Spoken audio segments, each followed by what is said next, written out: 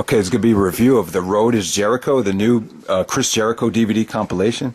Before we get into it, I do want to touch on Chris Benoit. There's no Chris Benoit matches on this set. Jericho even said it was totally up to him, and he refused to put any Benoit matches on here, which was kind of surprising to me, but totally understandable. The one thing he did touch on related to Benoit was the Hall of Fame. Someone actually asked him, do you think Chris Benoit should be in the Hall of Fame? And Jericho adamantly said no. And a lot of people were kind of shocked. They thought maybe Chris Jericho would have had Benoit's back. And Jericho responded, it's not about me having Benoit's back. It's about me realizing what's right in front of my face. And he just said there's just no way it could be done. Chris Benoit will never be in the Hall of Fame. And yeah, it's just funny. He has a tough time watching Benoit matches back because all he could think about is what happened with Chris Benoit. And, it's a shame because they had so many classic matches. It would have been so awesome if they could have put Benoit, Jericho versus Austin and Triple H on here, or even some of the other vintage Benoit matches, even the Super J Cup match. That would have looked really good on this set. But yeah, it is what it is with, the almighty Chris Benoit. But let's move on to the review. This review this compilation was fun. It was very, very, very good. I mean, there's pretty much everybody that's Jericho's worked with that's a big name is on this set. And really good quality here as far as, great storytelling before the matches and just consistently really, really good to great and amazing matches on this set. So we start off with Jericho in a limousine. He's taking a limousine ride to Pennsylvania to play in a Fozzy show. So on his way there, they ask him about, this list of matches, this list of very, very rare and amazing matches. Started off talking about how he doesn't think anyone should be defined by just one thing. He said, I am who I am. I don't really take time off. I'm Chris Jericho. I'm a wrestler and a musician. And, people that get pissed off at me because I tell them I'm a wrestler and a musician, they shouldn't be because that's who he is. He's able to do both. So people should think of him as being both a rock star and a wrestler. So I thought he made a lot of good points there. So the first match we start off with is Jericho versus Pitbull number 2. The Pitbulls were a great tag team from ECW. The first Pitbull got into some, I think he might have broke his neck. So as time went on, Pitbull 2 just became a solo wrestler. So this is for the ECW Television Championship at Hardcore Heaven, June 1996. And I'll say about this match, this was interesting to see because Jericho changed his style so much since then. You could see his style back then was very Mexican influence, a lot of lucha influence stuff in his matches, a lot of Hurricane Ranas, a lot of Acai moonsaults, lion salts. It was crazy. And Pitbull too, he did a lot of things that we've never seen Jericho take. This was just very, very stiff. I was surprised at how hungry and how hardcore this was. This was really, really good. This is the best I've seen Jericho in ECW. I think this is before he signed the contract with WCW, so he probably wasn't holding back. He wasn't holding anything back here. He was trying to make a name for himself. And when he got the ECW Television Championship in this match, it was like the first major title that he won in the United States, and just a great showcase for him. So next up, Wrestle and Romance. That's the War promotion. He talks about Ultimo Dragon.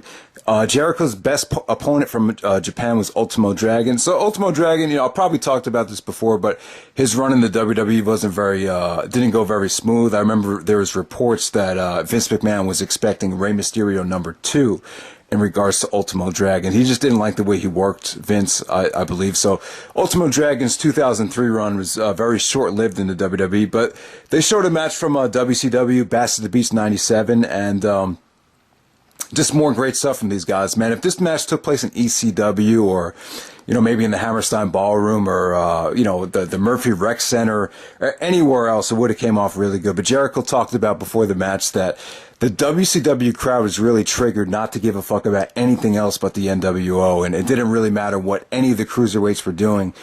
The fans just didn't really react to them, and it's really a shame because I thought this match was really good chemistry, really exciting, just really good stuff between Jericho and Ultimo Dragon here.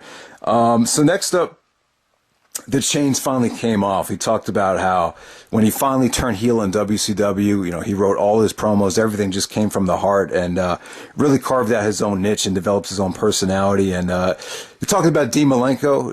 Dean Malenko, he's kind of a forgotten soul, I guess, in the professional wrestling industry. People forget about how good he was, but man, a lot of people really looked up to Dean Malenko. Even Bryan Danielson stated on I think it was Jericho's podcast, how Malenko was actually Bryan Danielson's favorite wrestler growing up. But the interesting thing about this was Malenko actually had his wife was pregnant, so he took about 4 to 5 months off leading up to the summertime.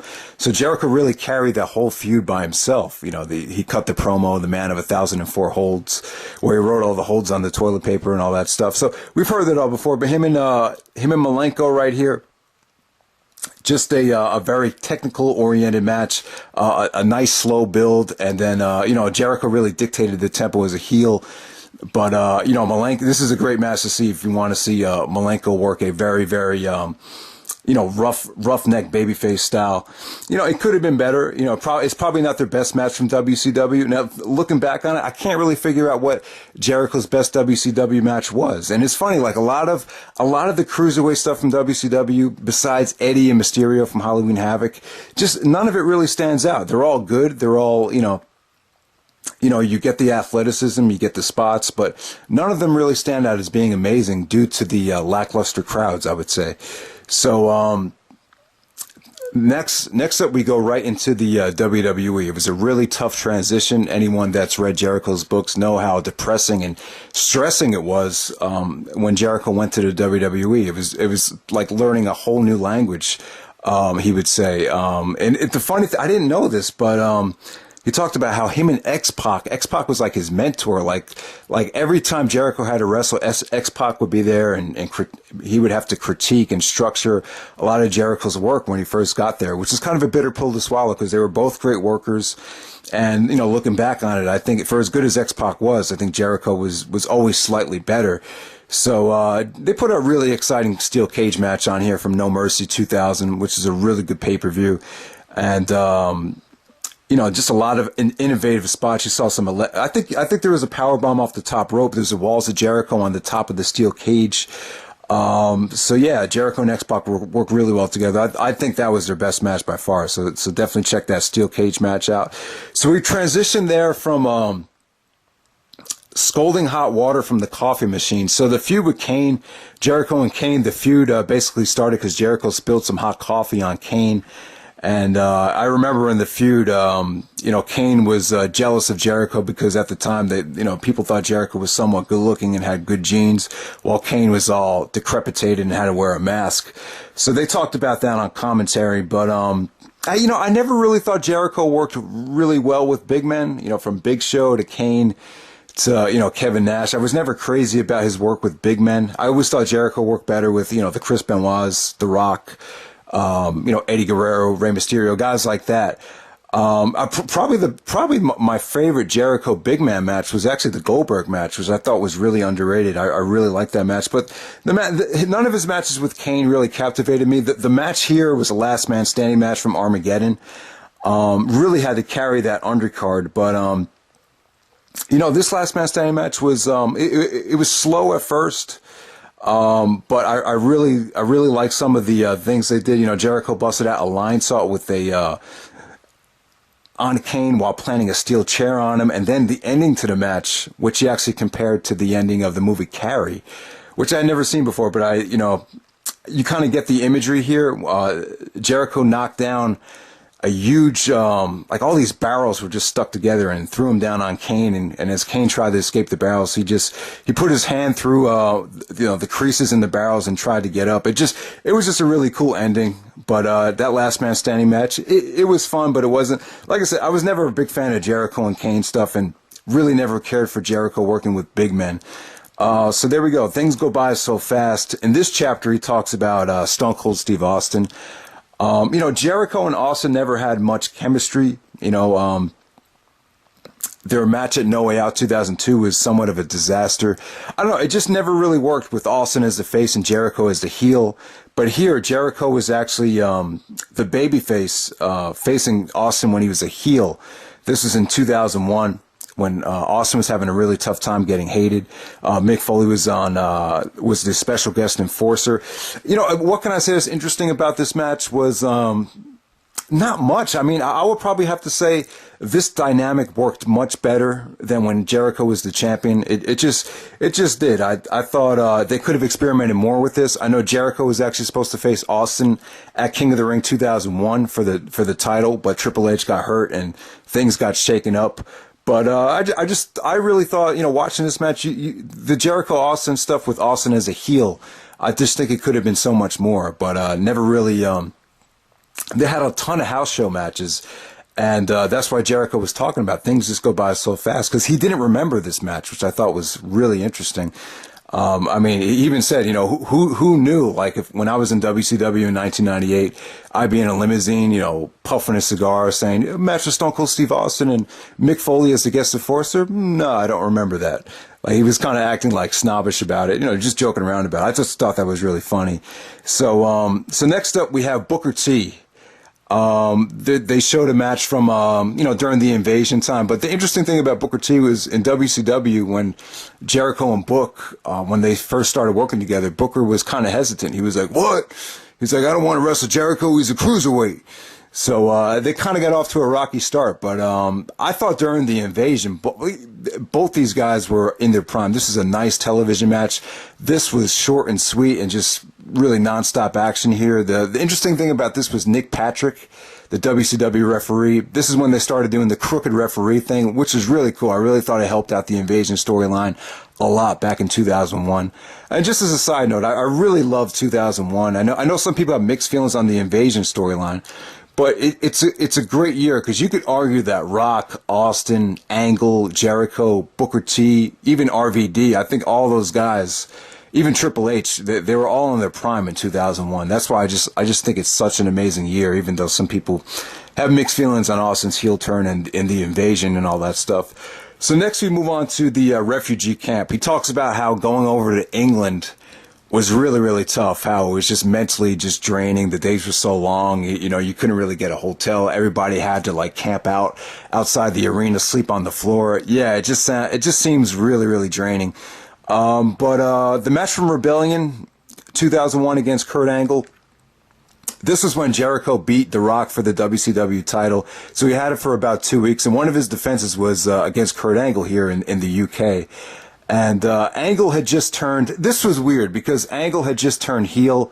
He just joined the Alliance. He wasn't really joining them. He was basically the mole. He was just trying to, eventually he screwed Austin. But it could be kind of confusing here because the fans were triggered for 3 months to treat Kurt Angle like he was royalty, like he was the savior of the WWF. And now all of a sudden, he's a heel. So it was kind of a weird dynamic, and I think it kind of hurt the crowd. But as far as the in-ring stuff goes, Jericho had something to prove because he wanted to prove that he was a worthy champion, so he busted his ass. Angle at this time was definitely in his prime. He was just so good. This was not great, but it was long, and it was just solid and just good wrestling from two amazing workers there. So Jericho actually retained with a roll-up. Definitely check it out. It's a pretty underrated match. Next up, he talks about The Rock. He said that out of anyone, he felt like he was the one guy that could go toe-to-toe with The Rock. And really felt like all of his matches with The Rock were memorable. They all worked. And for whatever reason, his matches with The Rock were just better than the matches with Austin. The chemistry between Jericho and Austin just didn't come close to the chemistry that he had with The Rock. So they showed a match here from the Royal Rumble for the Undisputed title. This is when Jericho was Undisputed Champion. And like I've said before in other videos, this was the highlight and the only great match of Jericho's Undisputed title reign. So I have no problem with him putting it on here. It's not exactly a rare match, but this is the best I've seen The Rock look. Like at end of 2001 going into 2002, I would say that The Rock was definitely at his apex in the ring. Just in the ring, I thought he was just great. He was athletic, charismatic, and could just move like a cat. And him and Jericho just had great chemistry. This is not their best match, but it's a great world title match. As far as the dastardly finish goes, it was funny. Jericho talked about how usually if you're a heel, you win a match with a foot on the rope or low blow or interference. And Jericho said they used all three. He had the Un-Americans help him out. Yeah, there was a ref bump, hit him with the low blow, then he put his foot on the rope. So it was kind of like a hat trick of heelish finishes. So next up, the George Harrison of the WWE. I believe George Harrison was a member of the Beatles. So for as good as George Harrison was, he was always going to be overshadowed by Paul McCartney and John Lennon of the Beatles. So Jericho kind of considered himself in that role in regards to, Austin and The Rock were always going to be the most popular, and he would have to settle for being third as a babyface. And he always said, he every time Jericho was the champion, he was a heel, which is a shame. I really thought, a face Jericho title run maybe in 2000, 2001 could have been great. But we transitioned there to Triple H. Jericho had a match with Triple H for the winner faced Hulk Hogan for the Undisputed Championship. So this was in the midst of their WrestleMania 18 aftermath, going into their Hell in a Cell match. And to me, Jericho and Triple H never worked with Jericho as a heel. It just worked a lot better with Jericho playing the underdog. The interesting thing Jericho said about this was him and Triple H did not like each other, which is no secret. I know Triple H is kind of an asshole to him. And, go back and listen to the Jericho podcast with Triple H. Even Triple H would admitted that, back then, that's just the way it was. everybody was just a shark. Everyone was just focused and hungry. He looked at Jericho like he was an outsider because he was coming from WCW. And in retrospect, they both knew they were good. So they were both, somewhat, jealous of each other. So that's why the relationship got off to such a rocky start. But, yeah, man. So, the reason Jericho put this match on here, because this is the only time that Jericho got a victory over Triple H. In all of the house show matches, all the pay-per-view matches, this is the only time it happened. So, as far as the match goes, Undertaker actually came out, interfered, and cost Triple H the match. So, Jericho will go on to face Hulk Hogan. And this is kind of a bold statement from Jericho. He even said that, out of, Hogan's comeback in 2002, that the best two matches Hogan had were with Jericho. So that's kind of a ballsy thing to say. But all right, so next up, the X Factor. They put a match here with Jeff Hardy in 2003.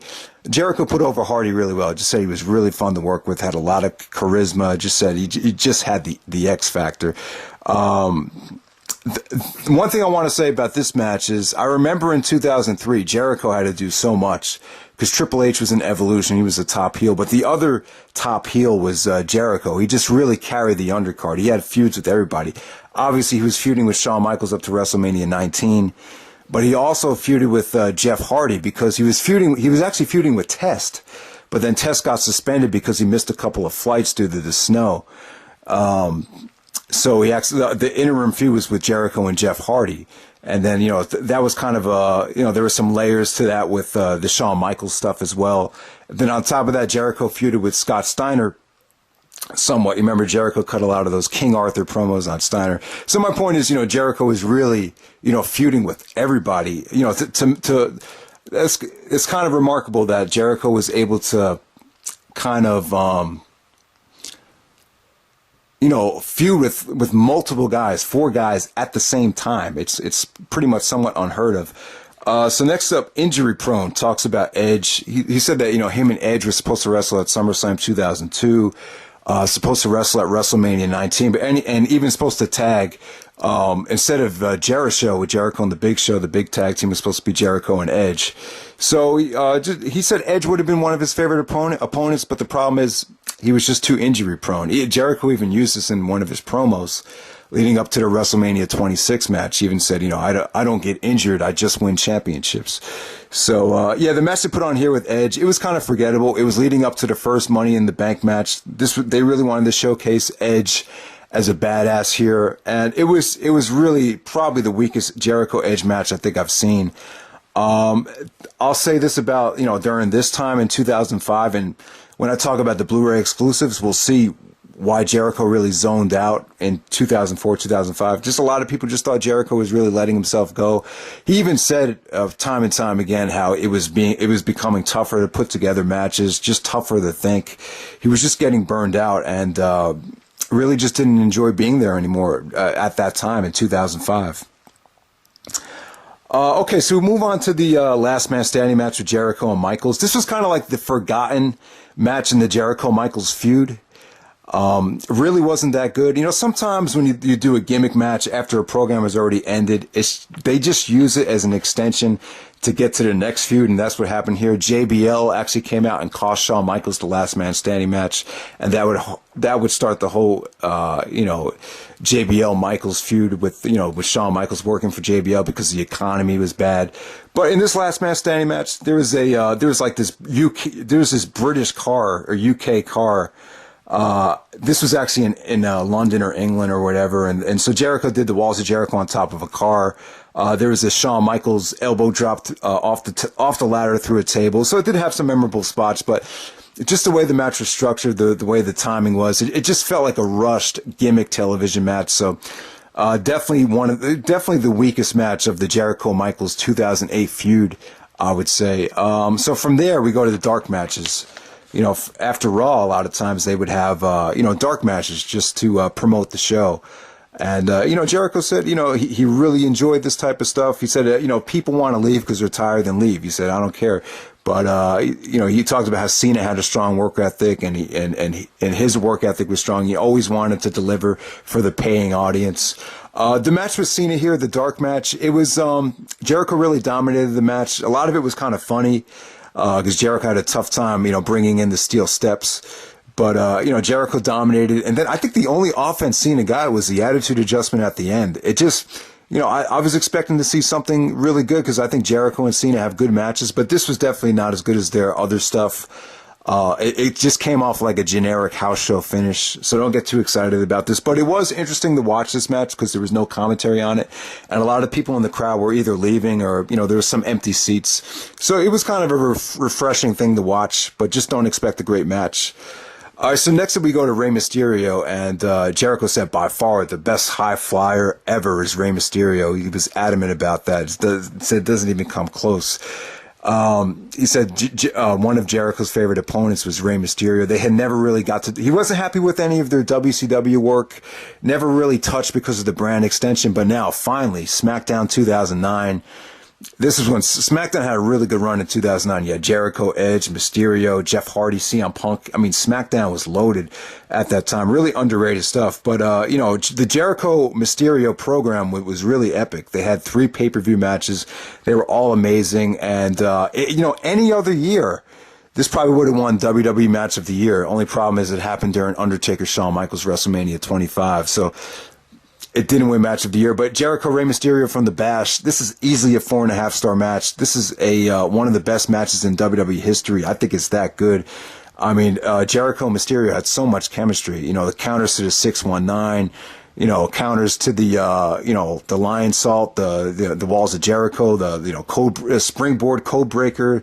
I mean, everything you could ask for this match had. This match was incredible. So Jericho Mysterio from the Bash, by far the best Jericho Mysterio match. Just amazing stuff.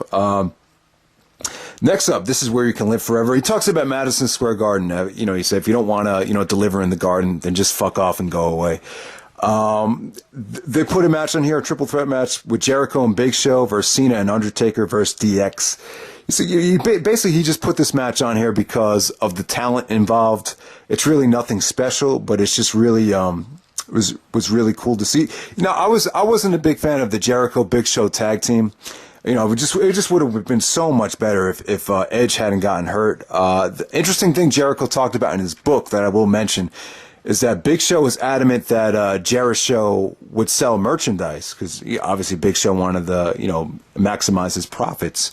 But Jericho said, no way. He said, if you want people to take us seriously, we can't, promote our merchandise. We need to go on this thing all the way. And trust me, at the end of the tunnel, there's going to be a huge payoff for it. So, and that makes a lot of sense. And I think Jericho's really smart. And I think that this whole merchandise thing really prevents the heels from maximizing their potential. And I think that's one of the reasons why Jericho's 2008-2009 heel run was so successful. So wardrobe malfunction and crowd participation. We jump all the way to 2012. when Jericho was feuding with Punk. Basically Jericho talked about the jacket that he wore and how it wasn't working because guys were screwing around with it before WrestleMania. I really don't want to get into all that stuff. It is what it is. He did touch on Chicago, how Chicago's the best place to work, and the stuff with Punk.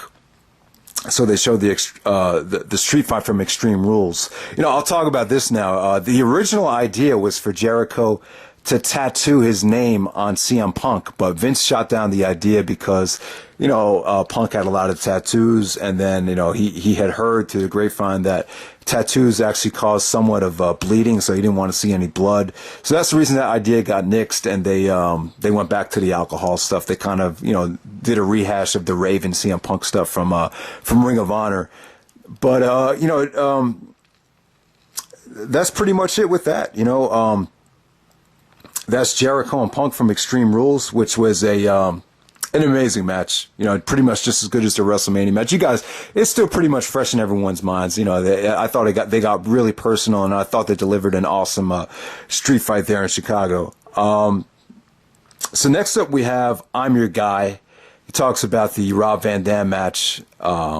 This is right after Money in the Bank 2013, Jericho's last Raw match of 2013, but Rob Van Dam's first Raw match in maybe 10 years at that time. So, interesting thing about this, Jericho and Van Dam, obviously they had amazing matches. Their King of the Ring 2002 match was incredible. Go back and watch that. I don't think this is quite as good as that, but I really love this. The reason he talked about I'm Your Guy was that the whole rundown of the show kind of got nixed. So they were kind of in panic mode. So they gave Jericho and Van Dam the green light to have a 3-segment match, which is pretty much unheard of. So this went about maybe 22 to 25 minutes. And, Jericho said, if you're going to put anyone in that situation, it's got to be someone like me because he's a ring general. He's been in this business for a long time, and, he's a great worker. He really proved that he's, a team player, not only a team player, but just a reliable worker. This is, we've seen this before. We've seen Triple H brag about this type of stuff, how he was able to carry matches after guys had been knocked out. So, but yeah, Jericho and Van Dam, it wasn't as explosive as some of their other matches, but, they were just doing some amazing things out there. The crowd was kind of awkward here because they were into both guys, really supportive of Van Dam being back, but they were just, it was kind of a weird pacing because they just weren't used to seeing these guys work this kind of a pace because, they wrestled a really long match. It wasn't your typical television type of match, but I thought the match was really good. I think for two guys, at the time, two guys were 42 going on 43. For two guys being that old, this was incredible athleticism here from both guys. So, there we go with that. So something I can sink my teeth into, talks about Bray Wyatt and, what did he say about Bray Wyatt? Nothing really in particular. Just, the feud got off to a slow start, but he was really proud of the match at SummerSlam and thought the program with Bray ended up being really good. I think most people would disagree with this. I think most people thought the Bray Wyatt feud was kind of forgettable. I wouldn't blame it on Jericho. Sometimes it's just not the right mix, but he is proud of the steel cage match. If you remember, Jericho actually dove off the top of the cage on the Bray Wyatt. I think it actually won a Slammy award. But Jericho said that he just did that spot for him. He said he just did it to prove to himself that he could still go and still hang with the younger guys. So next up, Stairway to Heaven talks about the Night of Champions match with Randy Orton. And he was really proud of this match because for as old as he is now, he still felt like, and he even said it was voted match of the night. I would have to agree that the Jericho Randy Orton Night of Champions match, I thought it was really good. I agree with him. I think it's incredible that Jericho could still go out there and still have the match of the night with one of the best workers in the business. Some people in that match didn't like the finish, the springboard RKO. Maybe it was a little bit too predictable, but he did mention that, he would stop wrestling. He would stop coming back if he ever lost confidence or didn't think he could do it as good as he could. But he said that point, that hasn't happened yet. So as long as it's still fun and he can still deliver the way he wants to deliver, he's going to keep on coming back. So there we go with that. So, some of the Blu-ray exclusives. This is really, really cool. Landing butt first. He talked about the ladder match with Christian from Unforgiven. And I didn't know this, but if you watch the match, I mean, if you watch the match, Jericho took a bump on the ladder. It actually, this is the closest thing you'll see to a ladder actually going up somebody's ass. He basically, this is like the toughest ladder spot you'll ever see. The ladder looked like it wanted to penetrate his ass. It looked like it hurt so bad, but I didn't know this, but Jericho actually broke his coccyx bone, which is right underneath the tailbone. So he had a tough time, sitting on airplanes, getting rest, because he basically had a broken coccyx bone, and there's really nothing the doctor could do. You just let it heal by itself. So that might have been one of the reasons why Jericho kind of burned out towards the end. It's kind of similar to the CM Punk and Steve Austin stuff. How even though they are burned out, injury always factors into the equation. No matter how bad creative is and how bad other stuff is, I think injury is always, that final straw that breaks the camel's back. So there we go. Another great match of Rey Mysterio from Raw, rare television match that was really good. I talked about Evan Bourne pushed out of the nest. The match at Evan Bourne from Fatal 4-Way was really good. Jericho even cut a promo on here talking about how, especially in 2010, like the only reason to watch this because of Jericho and so that was a great promo because he said a lot of the stuff that a lot of the smart marks were thinking at the time. But as far as Evan Bourne goes, he said he was disappointed that he didn't have a better run in the WWE. He thought he was really talented, really just thought he could have been a great worker. But he said that when you wrestle, when guys wrestle him, and then it doesn't go that well when they wrestle somebody else. He said, don't blame it on that guy. You just got to give him time to, carve out his own niche. So, the stuff with Evan Bourne, it's a shame that Evan Bourne is gone, but, hopefully he can make his way back to the WWE at some point. But that was a pretty awesome match that Jericho had with Bourne right there. So yeah, I mean, and then they show the match with, CM Punk from Payback. I guess the WWE is not too angry at CM Punk if they're putting they signed off on putting 2 Punk matches on here. So the match from Payback, Punk actually talked about this on his podcast, how he didn't really want to rush back to work with Jericho because he had done that before. But this is in Chicago again, Punk's hometown, and I really thought this was underrated. I really thought this was the one of the better probably the second best match of 2013. I just really thought these guys clicked. And just definitely another awesome Jericho Punk match. You could probably argue it as their best match or best work together. So just really good stuff from both guys. Even though Punk really didn't want to rush back, it ended up being a gem. So sometimes it works out that way. So yeah, guys, that's pretty much it. I really enjoyed this compilation. Hopefully you enjoyed the review. I know it went kind of long, but I really wanted to go in depth with a lot of this stuff. If you haven't had a chance to listen to Jericho's podcast, just been some great stuff on there. The interview with Samoa Joe. He interviewed Triple H a while back. There was even an interview with Sabu that Sabu never does interviews. Go back and listen to the Rob Van Dam one. The one with Chavo Guerrero was pretty awesome. He even does stuff with, obviously a lot of heavy metal interviews with guys like Dave Mustaine and some of his favorite bands growing up. He talks a lot of his idols that he grew up listening to as far as rock and roll and heavy metal go. And then he even got some wacky stuff like he got Ghost Hunters going on there, Eli Roth, movie stars. It'd be really cool if he could someday get Sylvester Stallone and even The Rock to show up on the podcast. I think those are the 2 biggest names that he should try to shoot for. And they even have like porn stars like Asa Akira, the Asian porn star, who, if you listen to that podcast, she gives a different light into the world of porn. She comes off really intelligent. She really comes off as a legit, genuine, down-to-earth person. So there's just a lot of, he just does a really good job with the podcast. So definitely check that out. I think it's really increased Jericho's fan base and popularity as well. So hope you guys enjoyed the review, really enjoyed the set, and take it easy.